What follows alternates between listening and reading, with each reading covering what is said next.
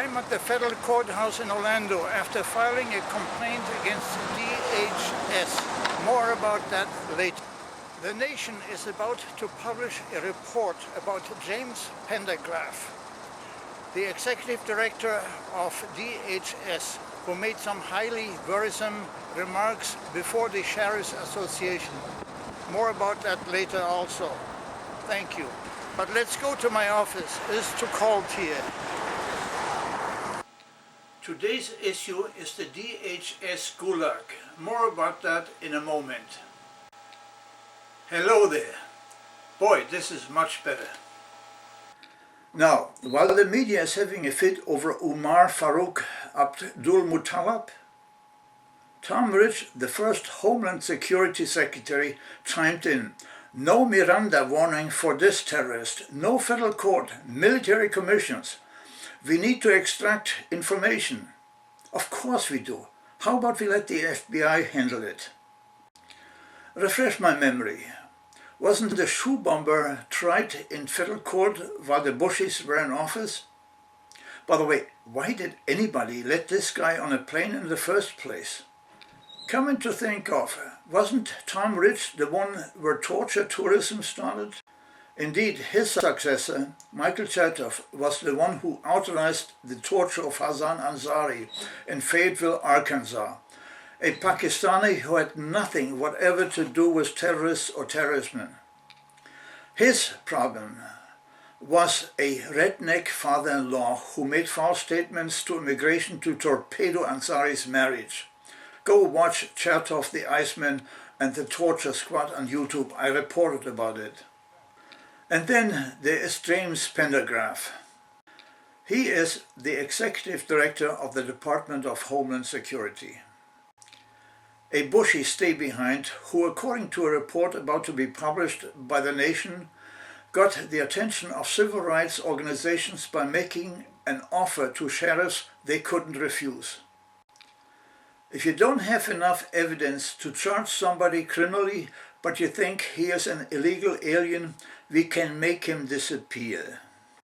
That got the Minnesota Independent and a couple of international papers upset, who reported that the DHS is holding thousands of allegedly illegal immigrants in violation of international law. Well, actually, the DHS was holding people who were born in the United States and never ever set foot outside the country. This is where the Russian term Gulag comes in. Indeed, I have a list in my hand that contains over 160 secret locations where the DHS stashes people for many months, if not years. Of course, that is short of the 470 locations the Russians used to have. Here are only the two in Orlando. There are many more in Florida and all over the country. This is about as eerie as it gets. After yesterday's dinner at the Chinese restaurant, they gave me a fortune cookie which said, "You will move into a nice new house within a year." I am broke courtesy of the Department of Homeland Security and some crooks who cheated me out of much money. That only leaves two options, either the funeral home or one of the DHS secret hideouts. But back to Pendergraph. I don't envy Janet Napolitano, who first had to defend the intel failure concerning the near blow-up of an airplane, and now has Pendergraph peeing in her soup. I tell you, life ain't easy in Area 51. And life doesn't get easier for her in 2010. Come to think of, I just filed a lawsuit against DHS in Federal District Court in Orlando for violation of the Freedom of Information Act. You got a case? Chime in. DHS for 10 years refused to supply me with documents concerning my own case, claiming against better knowledge there was no file. They even continued to make the no-file claim after the chief counsel of the ICE in San Diego investigated on his own and found that the file was not lost but in record storage. Moreover, I am the most hated man in Area 51 after I investigated for 14 years massive bribery schemes involving 59.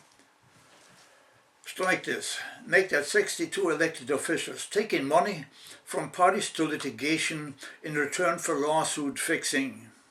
I only published a few, like James Sensenbrenner fixing the Ledbetter versus Goodyear case, or he taking money from Sprint to fix a lawsuit attempting to recover from the board of directors insurer 16 million in damages for the benefit of shareholders. So, CYA. I'll see you.